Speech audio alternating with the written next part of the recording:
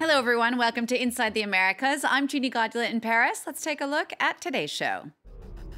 As Canada grapples with the tragic van attack in Toronto, we'll focus on the tributes being paid to the victims of the country's deadliest mass killing in decades.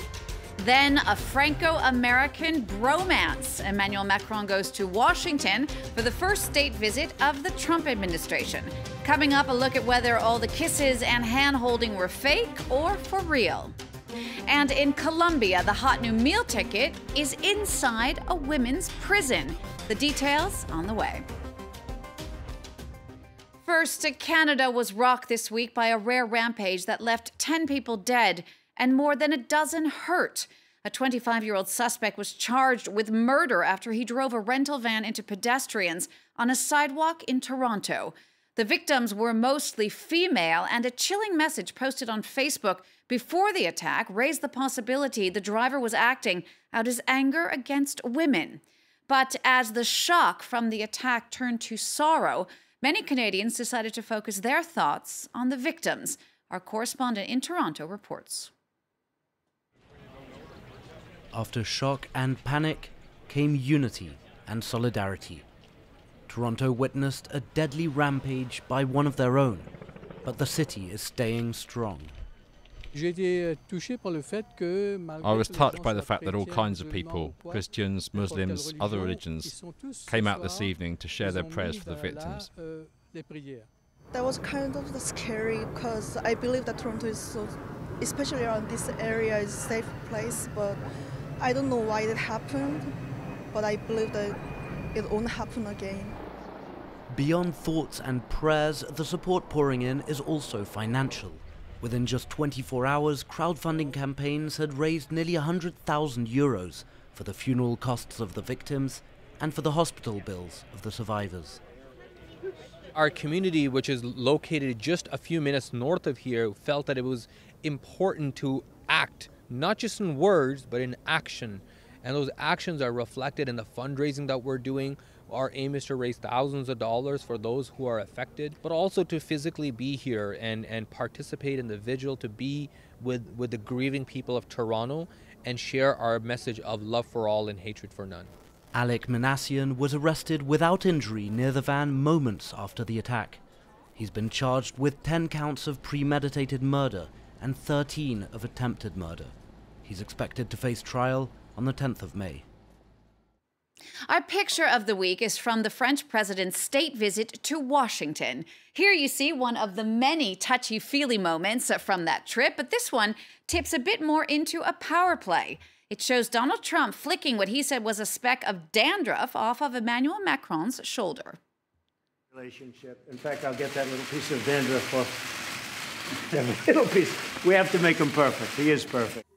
Maybe that was Donald Trump's way of saying he won't be pushed around on the Iran nuclear deal. In any case, Macron is the first foreign leader ever to be treated to a state dinner by the Trump administration, and much was made of the Franco-American bromance. Alexandra Jennings has more. The first official state visit for the Trump administration began on Monday with a step back in time. A flying visit to Mount Vernon, the presidential household of the first US President George Washington and home of the key to the Bastille prison, a token from the French Revolution. It was an apt symbol for US-French ties and the start of a visit marked with several public displays of friendship. The Macrons and the Trumps enjoyed a tour of the grounds and a private couples dinner before the real work began on Tuesday. Facing the press after a day of meetings, the pair gave off the image of the closest of allies, or perhaps two presidents engaged in power play. Donald Trump once again called the 2015 Iran nuclear deal insane. He's been threatening to drop the deal altogether. It's prompted the French president, an ardent supporter of the pact, to suggest the drafting of a new, more hardline agreement that would tackle Tehran's ballistic missile program as well as its influence across the Middle East. By working with regional powers and with the Iranian government, we can succeed in reaching a new agreement. I hope we can get started on this new path in the weeks and months to come. The two leaders showed a united front on the missile strikes in Syria earlier this month, following a suspected chemical attack on civilians that the US and France have blamed on the Syrian regime. There was a short break in the chumminess when it came to the issue of the environment, with the French president conceding the two leaders had their differences. The smiles were back in place in time for a state dinner on Tuesday evening, though, attended by around 150 other guests. May our friendship grow even deeper. May our kinship grow even stronger. And may our sacred liberty never die. God bless you, God bless France, God bless our alliance, and God bless America. On the third and final day of the visit, Emmanuel Macron addressed a joint session of Congress, where he identified extreme nationalism as a major threat. Europe and the United States must face together the global challenges of this century. And it's an honor to call you my friend. Thank you. Macron is the forerunner for the visit of another European leader. The German Chancellor Angela Merkel is expected to visit the US President in Washington later this week. Here's a look now at some other big stories this week south of the border. Nicaragua was hit with new protests against longtime President Daniel Ortega. Nearly a week of unrest has violently exposed public resentment of the 72-year-old leftist leader and his wife, Rosario Murillo, who's the vice president. The people's anger was piqued by a major police crackdown in which at least 27 people have been killed, a crackdown the White House slammed as repugnant. The son of an aide to the former dictator of Paraguay won the presidential election there, helped by an economy booming under his party. Mario Abdo Benitez of the governing Colorado Party won with 46.5% of the vote. The young marketing expert campaigned on a promise to continue the business-friendly policies of the outgoing president, downplaying any fears of a return to the heavy-handed dictators of the past.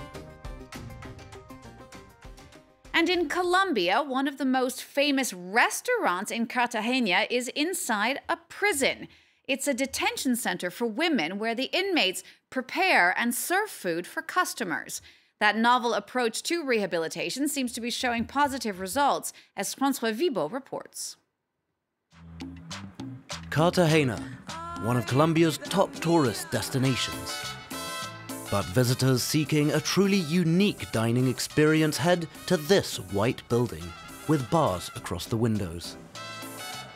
When night falls, the pink prison gates open to reveal a cozy restaurant. Tonight's customers have all booked ahead, and they know that they'll be served by inmates.